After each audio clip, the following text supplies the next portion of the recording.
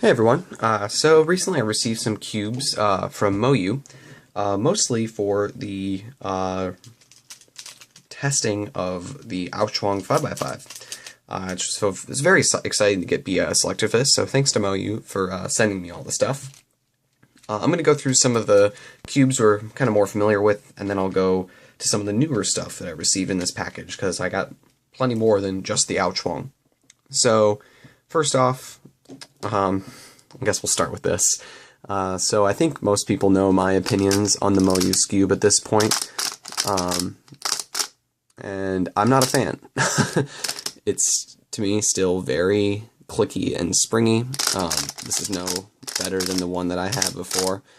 And while it's definitely a step up from a Lan, I would not recommend this over a well-prepared and modded Shangxiao skewb. So, that's that. Next, the cube that's really not so new is the Aolong V2. It's a very nice cube. Again, I really can't use black cubes because for most cubic puzzles, my color scheme involves black in a Japanese color scheme, so black cubes, black stickers kind of shoots my recognition really off. So, as a result, I don't really use black cubes. I do keep it around for FMC, though, because it's nice to have color schemes that match the scramble sheets, so that's what I've mostly been using it for, and it's a very nice cube. It's a little rough out of the box. The added plastic on the corners, I believe, to prevent the corner twisting, and it's a little rough at first, but once it wears down, it's a very nice cube. So, got one in white coming in the mail for myself.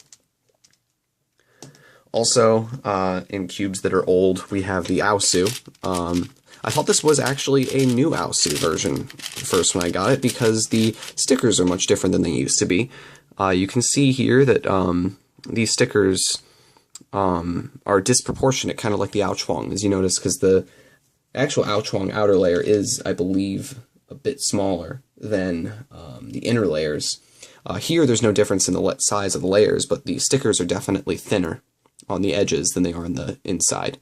So I thought that was interesting. Otherwise, though, pretty standard Aosu.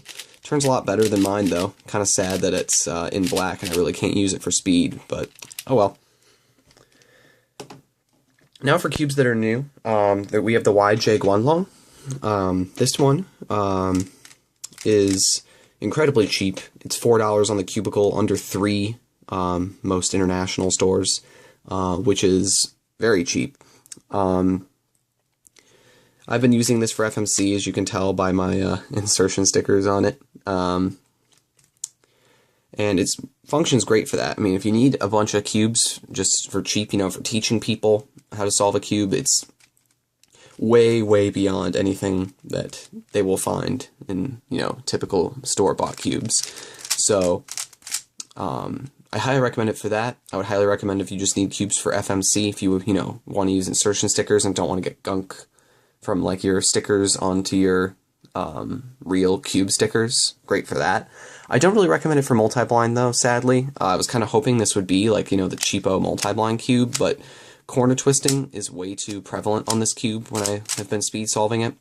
It's kind of like the Aolong in that sense. Very large gaps in here. Makes it easy for those corner twists, and there's not much to prevent them.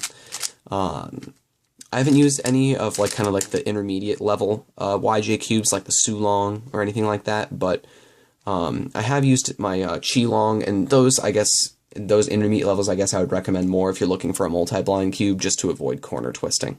But overall, for what you're paying for it, it's definitely a solid cube. Definitely good for educational purposes and, spreading cubing to new people, which is awesome. And I'm really happy that MoYu is, putting out a cube that's great as an entry level.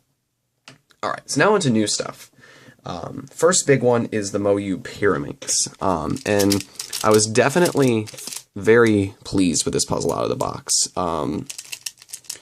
It turns very smoothly. There's very little friction and turning, and also the ball bearings are very non-invasive, which is nice.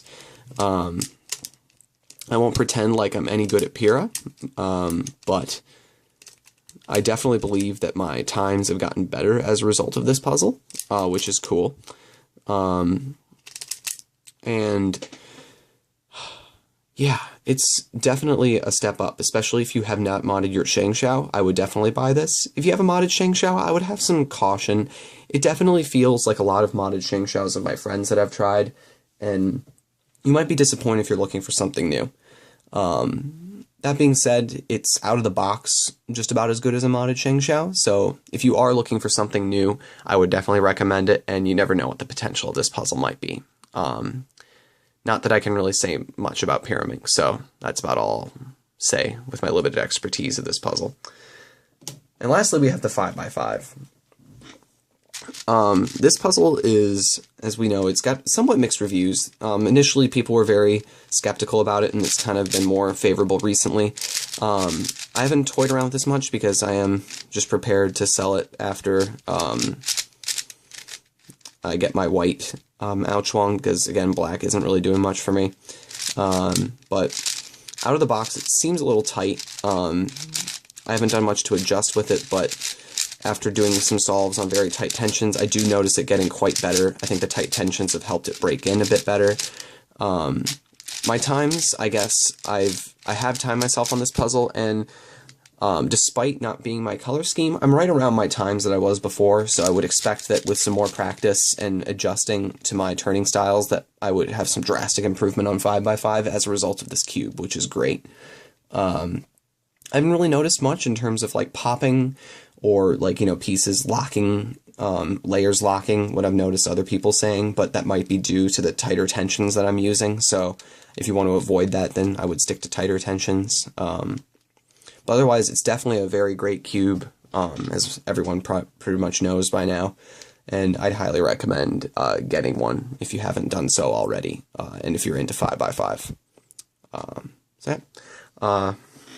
So thanks for watching, everyone.